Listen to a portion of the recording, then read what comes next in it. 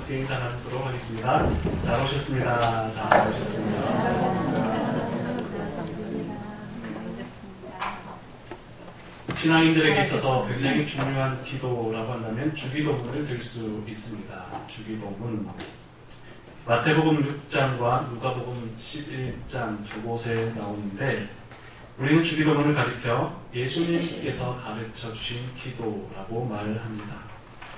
예수님께서 이렇게 기도하라고 말씀하시며 제자들에게 기도를 가르쳐 주셨죠. 이렇게 하라. 우리는 구체적으로 무엇인가를 보여줄 때, 구체적인 것을 가르쳐 줄 때 그 모습을 먼저 보여주며 이렇게 하라고 말합니다. 운동을 배울 때도 이렇게 하십시오. 악기를 배울 때도 이렇게 하십시오. 이렇게 하라는 말을 듣고 그것을 따라하고 흉내내다 보면 그것이 자신의 실력이 되어져 가는 것이죠. 예수님께서도 기도를 가르쳐 주시면서 이렇게 하라고 말씀하셨습니다. 예수님께서 가르쳐 주신 주기도문은 성경에 나오는 그 어떤 기도보다 위대한 기도입니다. 그것은 내용과 형식에 있어서 매우 탁월한 그런 모습을 갖추고 있기도 하지만 무엇보다 예수님께서 가르쳐 주신 기도가 능력이 있었던 것은 예수님께서 먼저 제자들에게 기도하는 모습을 보여주셨기 때문입니다. 예수님께서 제자들에게 기도하시는 모습을 보여주셨기 때문에 제자들은 예수님의 기도의 모습을 보면서 아, 저렇게 기도하는 것이구나. 우리도 그렇게 기도해야 하는구나 라고 생각을 하게 됩니다. 오늘 본문 11장 1절 말씀을 보게 되면 예수님께서 기도하시기를 마치자 어느 한 제자가 와서 주여 우리에게도 기도를 가르쳐 주십시오. 예수님께서 기도하시는 모습을 마치자마자 제자가 예수님께 가서 예수님 우리에게도 좀 기도를 가르쳐 주십시오. 그렇죠?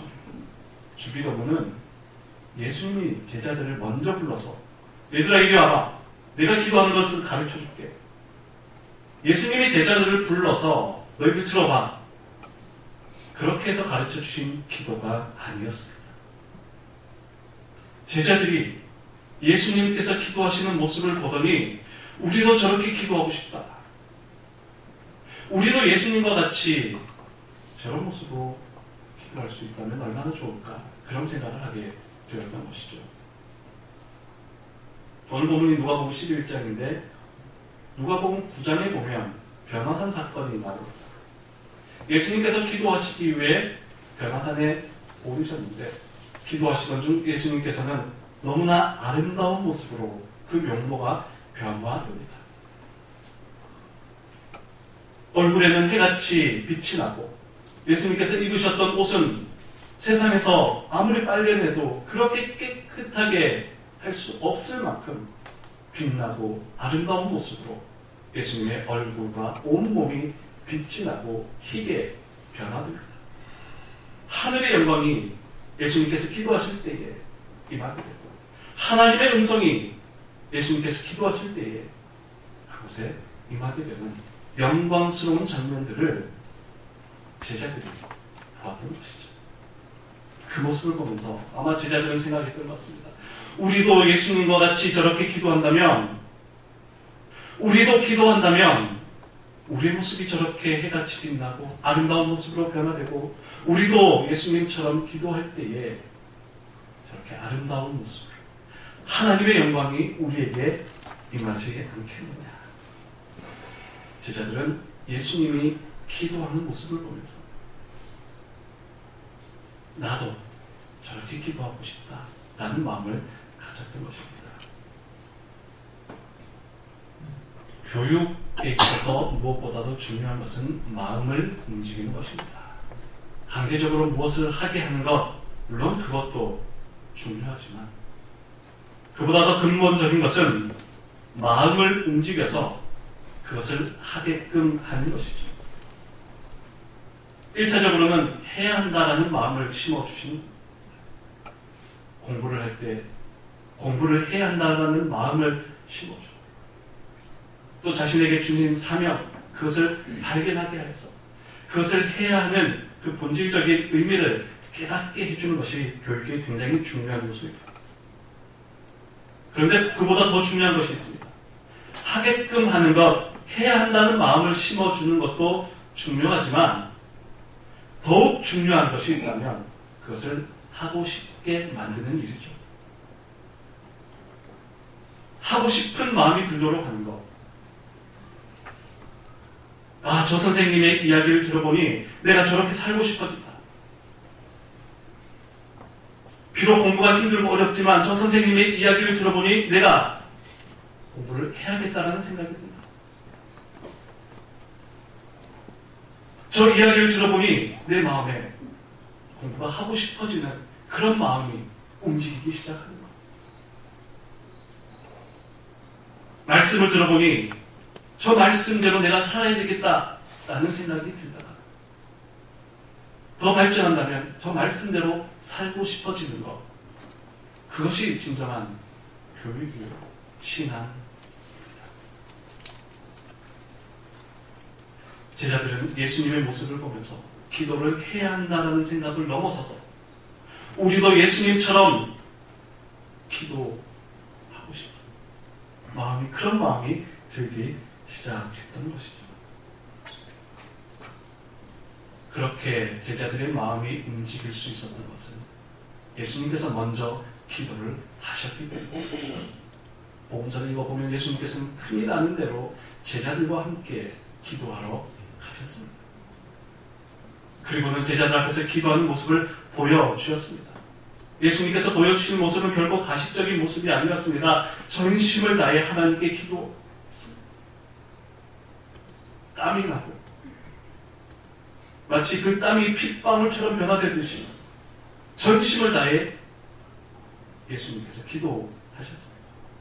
처음에는 제자들은 기도하러 따라갔다가 꾸벅꾸벅 졸기도 하고 예수님께서 그렇게 간절히 기도하는데 제자들은 엎드려 잠을 잔 적도 많이 있었습니다. 그렇지만 제자들은 예수님의 기도하는 모습을 보면서 점차적으로 하나님의 뜻이 무엇인가, 하나님의 마음이 무엇인가를 그 기도하는 예수님의 모습을 보며 깊이 깨닫게 되었고, 변화산 사건을 통해서 우리도 기도한다면 저렇게 될 수 있겠구나, 우리도 기도해서 저런 아름다운 모습으로 저렇게 변화되기를 원한다라고 그렇게 생각하게 되었던 것입니다. 진정한 교육, 진정한 가르침은 마음을 움직여서 그것을 하게 하는 것입니다.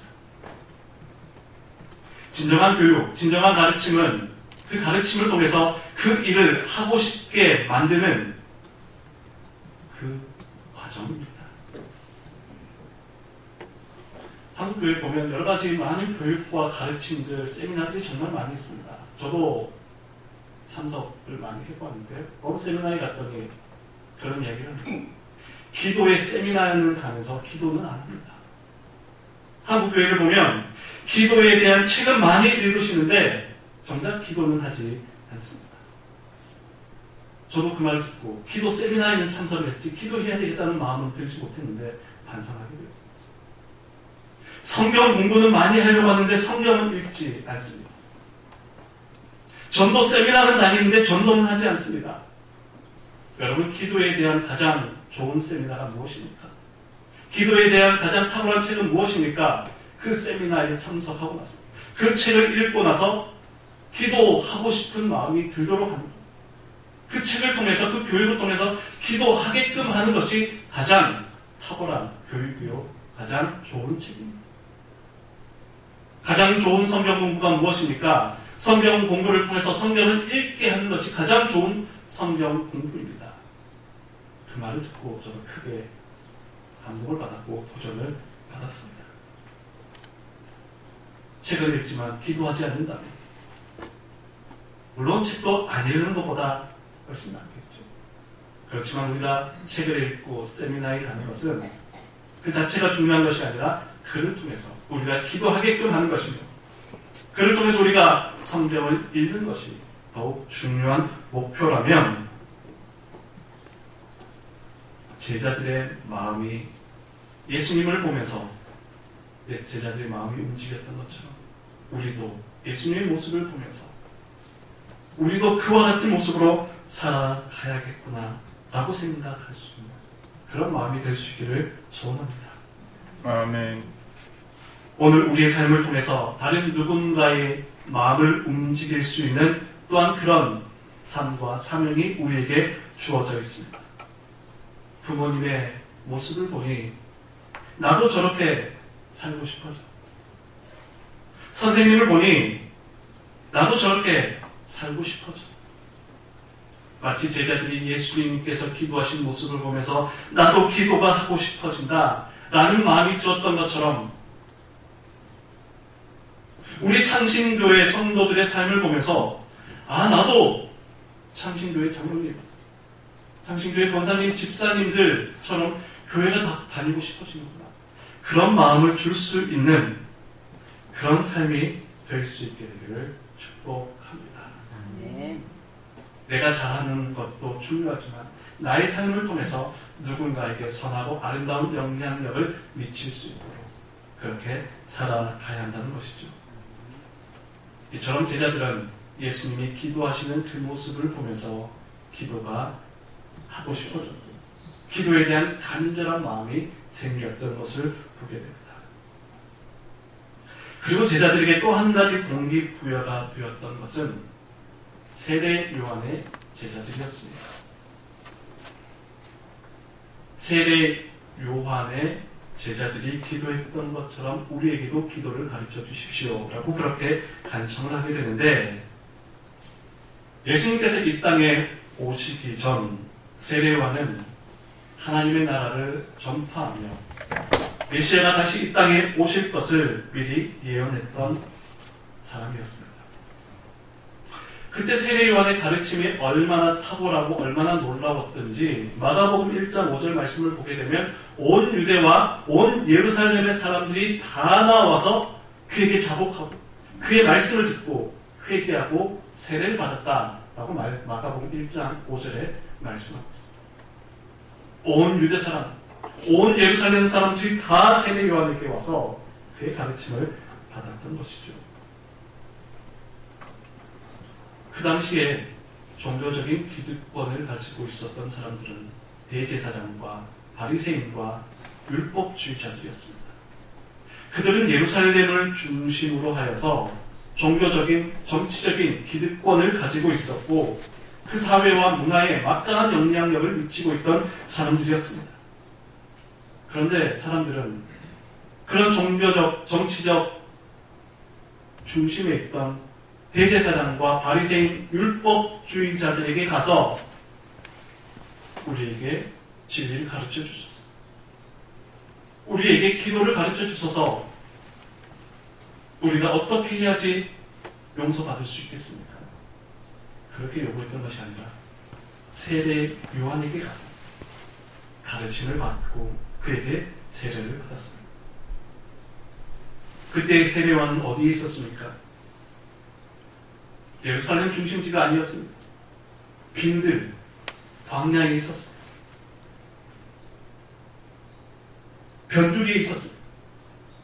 사람들이 별로 관심을 가질 만한 그런 상황이 아니었습니다. 그런데도 사람들은 예루살렘으로 모인 것이 아니라 오히려 예루살렘 사람들이 변두리에 있던 세례 요한을 찾아 온 유대 사람들이 그 변두리에 있던 세례 요한을 찾아갔습니다. 오늘날을 보면 사람들이 다 중심지로 몰려들고 있습니다. 중심으로. 서울로. 인싸가 되어야 된다고 생각하며 지역적으로도 어떤 공동체 모임에서도 다 핵심적인 자리를 차지하기 위해 애쓰고 노력합니다. 그런데 여러분 어디가 중심지입니까? 사람들이 관심을 갖는 곳, 돈이 모이는 곳, 인기 있는 곳, 그곳이 중심지입니까? 큰 건물이 있고 기득권을 형성한 그곳이 중심지입니까? 사람들은 모두가 다 그런 곳을 향해 나아가려고 합니다. 그곳에서 밀려나면 자신의 인생이 실패자가 된다고 생각하고 낙오자가 된다고 생각하며 도태된다고 생각합니다.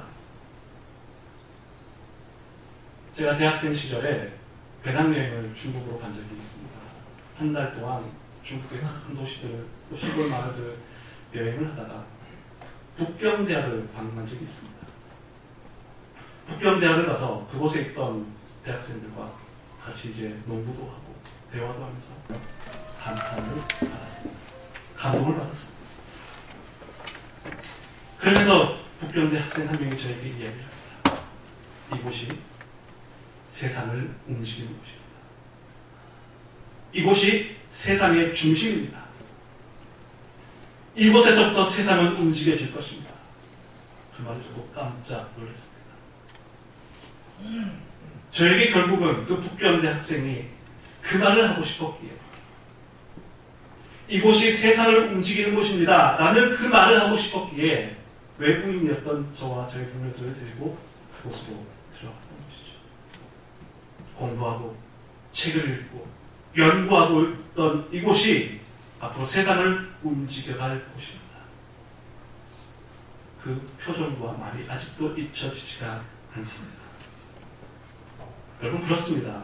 그곳에서 뛰어난 학자들이 많이 배출되었을 것이고 탁월한 연구들이 활발하게 북경대에서 많이 이루어져서 북경대학은 지금 세계에서 손꼽히는 대학 아니겠습니까? 그렇다 할지라도 그것이 과연 세상의 중심이 될 수 있는가? 그렇다 할지라도 그곳이 세상을 움직일 수 있는가? 그렇다 해도 그곳이 세계의 중심이 될 수 있는가? 세례 요한이 있었던 곳은 변두리였고 광야였고 빈들이었습니다. 그런데도 많은 사람들이 그곳에 몰려왔고 그곳에서 세례 요한이 선포한 메시지는 무엇이었습니까? 하나님의 나라입니다. 하나님의 나라를 선포했고 죄사함을 선포했을 때에 그곳에서 많은 사람들이 메시아를 기다리며 하나님의 나라가 곧 올 것에 대한 곧 예수 그리스도가 이 땅에 올 것에 대한 그 기대와 희망을 품게 되었던 것이죠. 당시 세례 요한은 유대주의를 거부하고 광야로 나아가서 그곳에서 말씀을 읽고 기도했습니다. 하나님의 나라를 선포하고 죄사함을 선포했습니다. 그 말씀을 들으며 그곳에서 메시아를 기다리고 있던 그곳이야말로 진정한 세상의 중심이었고 하나님의 나라를 선포한 그곳이야말로 세상을 움직여가고 세상을 변화시켜가는 그런 중심의 자리였던 것이죠. 그만큼 세례 요한은 당시에 많은 사람들에게 영향을 미치고 있었습니다. 더욱이 예수님의 제자 중 안드레와 요한, 예수님의 12제자 중 안드레와 요한은 본래 세례 요한의 제자였습니다. 본래 세례 요한의 제자로 있다가 예수님께서 공생의 사역을 시작하실 때쯤 세례 요한이 예수님께로 이 두 제자를 보내어서 이제 나의 제자가 될 것이 아니라 저 메시아의, 저 예수님의 제자가 되어야 한다 라고 말하며 안드레와 요한을 그분에게 보내었던 것이죠. 그러했기에 예수님의 제자들은 세례 요한의 제자들의 모습이 어떠한지를 잘 알고 있었습니다. 세례 요한의 제자들 역시 세례 요한과 같이 하나님의 나라를 선포했고 죄사함을 선포했고 경건과 거룩함을 회복해가는 그런 신앙의 생활을 이어갔습니다. 말씀으로, 기도로 자신의 삶을 하나님 기뻐하시는 삶으로 변화시켜가고 있었습니다. 특히 그 당시 세례 요한의 제자들은 요한의 기도문을 가지고 있었다고 합니다. 요한이 가르쳐 주신 그 기도를 가지고 하나님의 나라, 죄사함을 고백하며 자신의 삶을 거룩함과 성결함으로 바꾸었던 것이죠. 이런 모습을 잘 알고 있었던 예수님의 제자들도 우리에게도 기도를 가르쳐 주십시오. 우리에게도 기도를 가르쳐 주십시오. 라고 요청했던 것이죠. 믿음은 이와 같이 깊은 영향력을 주게 되어 있습니다. 예수님께서 기도하시는 모습을 보고 제자들도 기도가 하고 싶어졌고, 세례 요한의 제자들이 기도하는 것을 보면서 예수님의 제자들도 우리도 기도하기를 원했던 모습처럼 신앙은 영향력을 주게 되었습니다. 신앙은 하나님을 보는 것이기도 하지만 동시에 주변의 사람들과 함께 나누는 것이기도 합니다. 코로나 팬데믹 이후 나타난 현상 중에 하나가 가난한 성도들이, 가난한 교회인들이 많아졌다라고 하는 것이죠. 가난한 성도, 가난한 교회가 무엇입니까? 어느 지역에 있는 가난한 교회, 그 교회 사람들이 많이 모이는 것이 아니라 가난한 성도라고 하는 것은 안 나가, 교회 안 나가 하는 사람들을 일컬어서 가난한 성도라고 말합니다. 코로나 때 교회로 모이기 어려우니까 각자 집에서 예배를 드리다 보면 이것도 나쁘지 않네. 끝났음에도 불구하고 교회 안 나가 라고 그렇게 이야기를 합니다. 가난한 성도들, 교회 안 나간다고 해서 그들이 하나님을 믿지 않는 것은 아니라고 합니다. 교회 안 나가지만 예수님을 안 믿는 것은 아니다. 교회 나가지 않고 그냥 혼자서 예배를 드리겠다. 교회 안 나가도 내 신앙은 내가 잘 지킬 수 있다라고 생각하는 사람들이 많아지기 시작한 것입니다. 가난한 성도를 넘어서서 한국교회 트렌드 2024라고 하는 책을 보면 OTT 크리스찬이 많아지고 있다라고도 이야기를 합니다. OTT 아마 들어보신 분들도 계실 겁니다. 최근 OTT 문화가 급속도로 확산되고 있는데요. 이 OTT라고 하는 말은 Over the Top이라고 하는 단어의 약자인데, 여러분 각자 집에서 TV를 보실 때는 집집마다 셋탑박스가 있을 겁니다. TV도 켜고 셋탑박스도 켜야지 TV를 볼 수 있습니다. 200개, 300개 채널들이 셋탑박스에서 전송이 되어 나오죠. 셋탑박스에서 TV가 나온다 해도 TV를 보기 위해서는 어떻게 됩니까? TV 편성표를 보고 내가 좋아하는 드라마가 몇 시에 하는지를 보고 그에 맞춰서 기다리고 있어야 합니다. 그 드라마가 끝날 때쯤 되면 어떤 마음이 듭니까?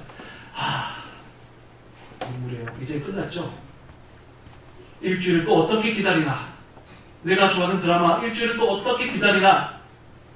그런 마음을 가지고 또 일주일을 버티고 내가 좋아하는 드라마가 할 시간이 되면 빨리 일을 다 끝내놓고 집으로 들어와서 그 드라마를 기다립니다. 이것이 일반적인 TV를 볼 때의 문화이죠. 옛날에는 어떻습니까? 집에서 아버지나 어머니가 TV 리모컨을 가지고 있으니 자녀들은 보고 싶어도 볼 수가 없었습니다. 그런데 OTT 문화라고 하는 것은 완전히 패러다임 자체가 바뀐 것입니다. 내가 왜 TV 할 때를 기다려? 나는 내가 보고 싶을 때 볼 거야. 일주일을 또 어떻게 기다려? 나는 뭐라고 할 거야. 그래서 요즘 젊은 사람들이 주말을 어떻게 보내고 싶습니까? 라고 질문을 한다면 드라마 한 편, 16편까지 몰아보게 할 겁니다. 요즘은 OTT 프로그램에 들어가 보면 드라마가 전체가 다 올라가 있습니다. 마음 먹으면 하루에도 1편에서 16편까지 다 볼 수도 있습니다. 이제는 TV가 보여주는 대로 보는 것이 아니라 내가 원할 때 그 TV를 보고 내가 보고 싶은 만큼 보는 것이 일반적인 문화로 바뀌어져 가고 있습니다. 엄마 아빠가 거실에서 TV를 보고 있다 해도 자녀들은 각자 방에서 자기들이 원하는 것을, 자기들이 선호하는 것을 다 볼 수 있는 시대가 이미 되어버렸다라고 하는 것이죠. 이것이 OTT 문화입니다. 신앙생활도 믿음생활도 이제 OTT 문화로 바뀌어가고 있다는 것이죠. 어떻게 해요? 내가 원하는 목사님의 설교, 좋은 설교, 유명한 목사님의 설교를 잘 들을 수 있습니다. 굳이 차 타고 옷 갖춰 입고 교회 가지 않다 할지라도 편하게 앉아서, 편하게 거실에 앉아서 얼마든지 좋은 목사님의 좋은 설교를 들을 수 있습니다.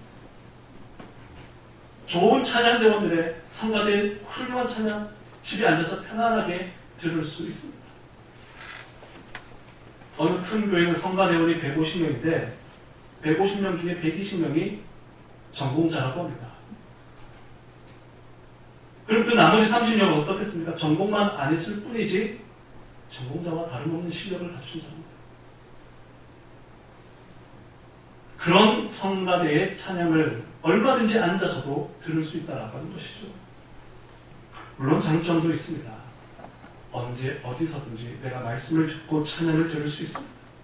외국에 나가 있어도 내가 언제든지 예배 드릴 수 있습니다. 몸이 아파 교회 갈 수 없을 때에도 언제든지 가까이 말씀과 찬양을 할 수 있다는 것이죠.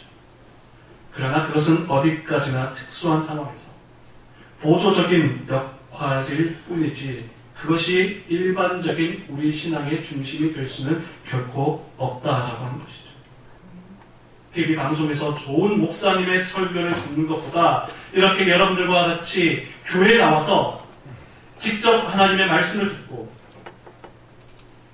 함께 나와서 이곳에서 우리 찬양대의 찬양을 듣는 것이 150명 그 찬양대의 찬양보다 우리 창신교회 성가대의 은혜가 훨씬 더 은혜롭지 않겠습니까?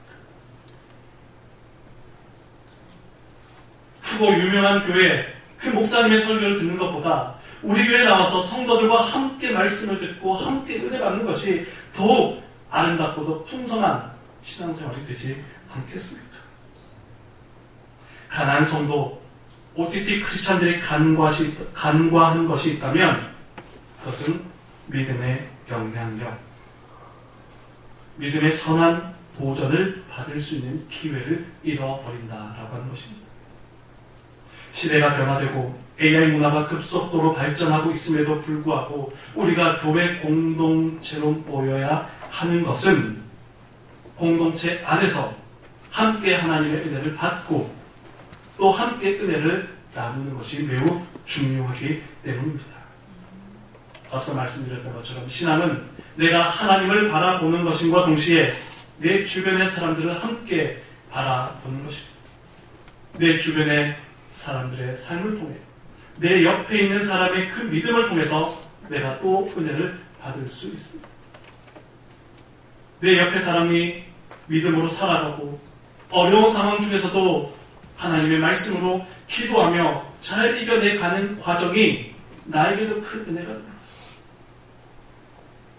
또 누군가가 힘들어하고 아파하고 있다면 그에게 찾아가서 위로해 주고 그의 이야기를 듣고 함께 기도해 줄 수 있는 것, 그것이 얼마나 중요한 신앙적인 요소인지 우리는 깊이 깨달아야 한다는 것이죠.